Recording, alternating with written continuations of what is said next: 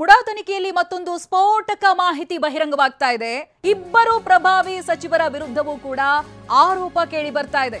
50-50 ಅನುಪಾತದಲ್ಲಿ ಸೈಟ್ ಹಂಚಿಕೆ ವೇಳೆ ಪ್ರಭಾವ ಬೀರಿದ್ದಾರೆ ಇವರು ಅನ್ನುವಂತ ಆರೋಪ ಕೇಳಿ ಬರ್ತಾ ಇದೆ. ಇಬ್ಬರು ಪ್ರಭಾವಿ ಸಚಿವರ ವಿರುದ್ಧವೂ ಕೂಡ ಆರೋಪ. ಇಬ್ಬರು ಪ್ರಮುಖ ಸಚಿವರಿಂದಲೇ ಅಕ್ರಮಕ್ಕೆ ಸಹಕಾರ ಸಿಕ್ಕಿದೆಯಾ? ಹಾಗಿದ್ರೆ ಇಡಿ ವಿಚಾರಣೆಯಲ್ಲಿ ಆರೋಪವನ್ನ ಮಾಡ್ತಾ ಇರುವಂತ ಅಧಿಕಾರಿಗಳು, ಈ ಹಿಂದೆ ಮುಡಾದಲ್ಲಿದ್ದಂತ ಅಧಿಕಾರಿಗಳಿಂದ ಸ್ಫೋಟಕ ಹೇಳಿಕೆ ಇದು. ಸಿಎಂ ಮಾತ್ರ ಅಲ್ಲ, ಇಬ್ಬರು ಸಚಿವರ ವಿರುದ್ಧವೂ ಕೂಡ ಆರೋಪ ಕೇಳಿ ಬರ್ತಾ ಇದೆ.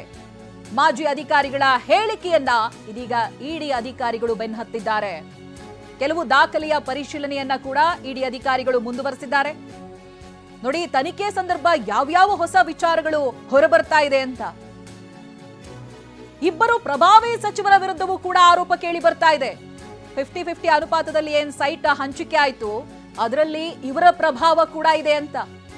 ಇಬ್ಬರು ಪ್ರಮುಖ ಸಚಿವರಿಂದಲೇ ಅಕ್ರಮಕ್ಕೆ ಸಹಕಾರ ಸಿಕ್ಕಿದೆ ಅನ್ನುವಂತ ಸ್ಫೋಟಕ ಮಾಹಿತಿ ಲಭ್ಯವಾಗ್ತಾ ಇದೆ. ಇಡಿ ವಿಚಾರಣೆ ಮಾಡ್ತಾ ಇರುವಂತ ಸಂದರ್ಭ ಅಧಿಕಾರಿಗಳೇ ಮಾಡಿರುವಂತ ಆರೋಪ, ಇದು ತಳ್ಳಿ ಹಾಕೋ ಹಾಗಿಲ್ಲ. ಈ ಹಿಂದೆ ಮುಡಾದಲ್ಲಿದ್ದಂತ ಅಧಿಕಾರಿಗಳಿಂದ ಈ ಸ್ಫೋಟಕ ಮಾಹಿತಿ ಕೇಳಿ ಬರ್ತಾ ಇದೆ.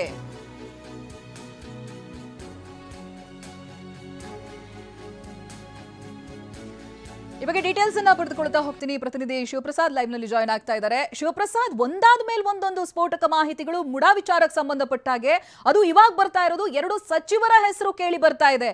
ಯಾರನ್ನೋದು ಅನಂತರದ ವಿಚಾರ, ಬಟ್ ಅವ್ರ ಮೇಲಿರುವಂತ ಆರೋಪ ಏನು, ಅಧಿಕಾರಿ ಏನ್ ಹೇಳಿದ್ದಾರೆ ವಿಚಾರಣೆಯ ಸಂದರ್ಭ?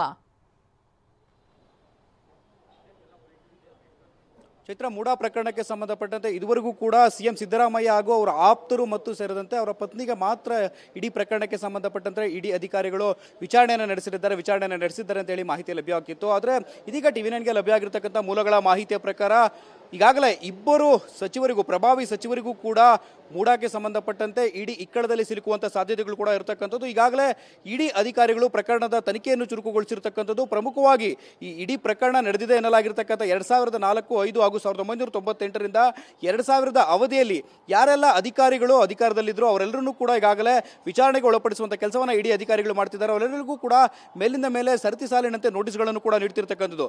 ಇದುವರೆಗೂ ಕೂಡ 5ಕ್ಕೂ ಹೆಚ್ಚು ಅಧಿಕಾರಿಗಳನ್ನು ಈಗಾಗಲೇ ತನಿಖೆ ನಡೆಸಿರ್ತಕ್ಕಂಥದ್ದು. ಇಡಿ ಅಧಿಕಾರಿಗಳ ತನಿಖೆ ವೇಳೆಯಲ್ಲಿ ಪ್ರಮುಖವಾಗಿ ಸ್ಫೋಟಕ ವಿಚಾರಗಳು ಬೆಳಕಿಗೆ ಬರ್ತಿರ್ತಕ್ಕಂಥದ್ದು. ಅವರು ದಾಖಲು ಮಾಡ್ತಿರ್ತಕ್ಕಂಥ ಹೇಳಿಕೆಗಳು ಕೂಡ ಇದಕ್ಕೆ ಸಂಬಂಧಪಟ್ಟಂತೆ ಒಂದಷ್ಟು ಮಾಹಿತಿಗಳನ್ನು ಕೂಡ ನೀಡ್ತಿದ್ದಾರೆ ಅಂತೇಳಿ ಮಾಹಿತಿ ಲಭ್ಯ ಆಗ್ತಿದೆ.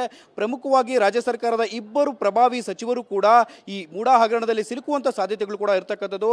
ಯಾಕಂದ್ರೆ ಈ 50-50 ಅನುಪಾತದಲ್ಲಿ 14 ಸೈಟ್ಗಳನ್ನು ಏನು ಹಂಚಿಕೆಯನ್ನು ಮಾಡಿದ್ದಾರೆ. ಮೈಸೂರಿನ ಕೆಸರೆ ಗ್ರಾಮದ ಸರ್ವೆ ನಂಬರ್ 464ರಲ್ಲಿ ಇರ್ತಕ್ಕಂಥ ಜಮೀನೇನಿದೆ, ಈ ಜಮೀನಿಗೆ ಸಂಬಂಧಪಟ್ಟಂತೆ 3 ಎಕರೆಗೂ ಅಧಿಕ ಜಮೀನಿಗೆ ಸಂಬಂಧಪಟ್ಟಂತೆ ಭೂ ಪರಿವರ್ತನೆಯ ಸಲುವಾಗಿ ಹಾಗೂ ಸೈಟ್ಗಳನ್ನು ಹಂಚಿಕೆ ಮಾಡುವಂಥ ಸಲುವಾಗಿ ಡಿನೋಟಿಫಿಕೇಶನ್ ಹಾಗೂ ನೋಟಿಫೈ ಮಾಡುವಂಥ ಪ್ರಕರಣ ಇಡೀ ಇದಕ್ಕೆ ಸಂಬಂಧಪಟ್ಟಂತೆ ಈಗಾಗಲೇ ಅಧಿಕಾರಿಗಳ ಮೇಲೆ ಪ್ರಭಾವಿ ಸಚಿವರು ಪ್ರಭಾವವನ್ನು ಬೀರಿದ್ದಾರೆ ಅಂತೇಳಿ ಗಂಭೀರ ಆರೋಪ ಕೇಳಿ ಬಂದಿರತಕ್ಕಂಥದ್ದು. ಇದುವರೆಗೂ ಕೂಡ ಸಿಎಂ ಆಪ್ತರನ್ನಷ್ಟೇ ಇಡೀ ಪ್ರಕರಣಕ್ಕೆ ಸಂಬಂಧಪಟ್ಟಂತೆ ಇಡಿ ಅಧಿಕಾರಿಗಳು ನೋಟಿಸನ್ನು ನೀಡಿ ತನಿಖೆಯನ್ನು ಚುರುಕುಗೊಳಿಸಿದ್ರು.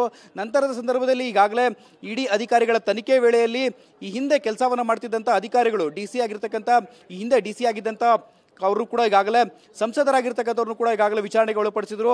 ಆ ನಂತರದಲ್ಲಿ ತಹಸೀಲ್ದಾರನ್ನು ಕೂಡ ವಿಚಾರಣೆಗೆ ಒಳಪಡಿಸಿ ಅವರಿಂದಲೂ ಕೂಡ ಮಾಳಿಗೆ ಶಂಕರ್ ಅವರಿಂದ ಮಾಹಿತಿಯನ್ನು ಪಡ್ಕೊಂಡಿದ್ರು. ಇವರೆಲ್ಲರ ಒಂದು ಮಾಹಿತಿಗೆ ಅನುಗುಣವಾಗಿ ಹೇಳೋದಾದರೆ ಪ್ರಭಾವಿ ಸಚಿವರು ಈ ತನಿಖೆ ವೇಳೆಯಲ್ಲಿ ಈ ಪ್ರಕರಣಕ್ಕೆ ಸಂಬಂಧಪಟ್ಟಂತೆ ಪ್ರಭಾವವನ್ನು ಬೀರಿದ್ದಾರೆ ಅಂತೇಳಿ ಮಾಹಿತಿ ಲಭ್ಯ ಆಗಿರ್ತಕ್ಕಂಥದ್ದು.